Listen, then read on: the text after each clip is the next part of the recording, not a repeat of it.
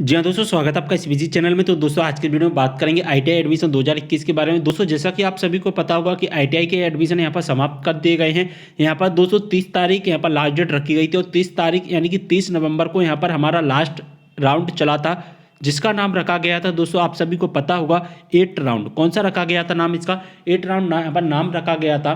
तो यहाँ पर 30 नवंबर तक हमारे एडमिशन समाप्त कर दिए गए। लेकिन दोस्तों आज के इस वीडियो में हम बात करेंगे कि अब जो 30 नवंबर को आईटीआई के एडमिशन समाप्त हो गए हैं, तो 8 राउंड यहाँ पर समाप्त हो गया है। इसके बाद में हम नया राउंड यानी कि 9th राउंड कब से आएगा, तो यहाँ पर मैं आपको बता देना चाहता हूँ। जब आप इसकी ऑफिशियल वेबसाइट पर आते हैं तो वहाँ पर 9th राउंड के बारे में कोई भी इंफॉर्मेशन नहीं है। जैसा कि यहाँ पर आप देख पा रहे हैं, हम इसकी ऑफिशियल वेबसाइट पर आ चुके हैं। यहाँ पर सभी लिंक डीएक्टिवेट कर दिए। यहाँ पर अगर हम 9th राउंड के बारे में बात करें तो अब यहाँ पर कोई भी एडमिशन नहीं होंगे। यहाँ पर जो लास्ट राउंड रखा गया था केवल 8 राउंड रखा गया था। अब इसके बाद में नया राउंड यानी कि 9th राउंड अब कभी नहीं आएगा। यहाँ पर अब जो एडमिशन है आईटीआई के पूरी तरह से यहाँ पर समाप्त कर दिए गए हैं, क्योंकि अब दोस्तों यहाँ पर कॉलेज में भी यहाँ पर ज़्यादातर सीटें फुल हो चुकी हैं और पूरी ऑल ओवर एमपी में बात करें तो लगभग 80% सीटें फुल हो चुकी हैं। तो इसी को ध्यान में रखते हुए अब गवर्नमेंट ने यहाँ पर जो एडमिशन की प्रोसेस रखी थी वो यहाँ पर 30 नवंबर ही लास्ट डेट रखी थी। अब इसके बाद में कोई भी एडमिशन की प्रोसेस आगे नहीं चलाई जाएगी। ठीक है,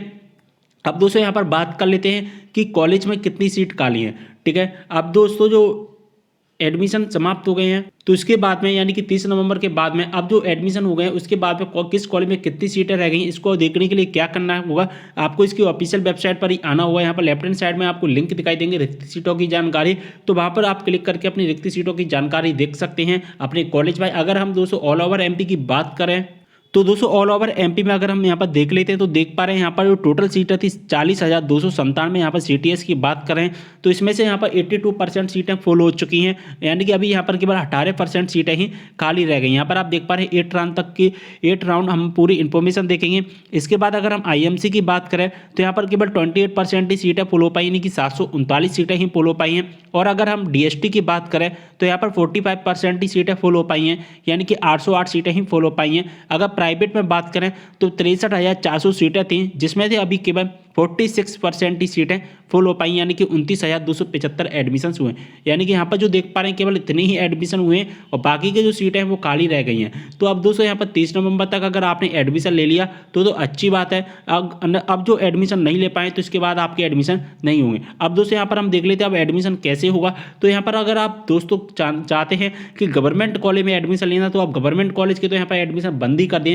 लेकिन दोस्तों अगर आपको आईटीआई करनी है इस साल तो आप एक बार प्राइवेट कॉलेज से कांटेक्ट कर लीजिए, वो आपके एडमिशन करवा सकते हैं।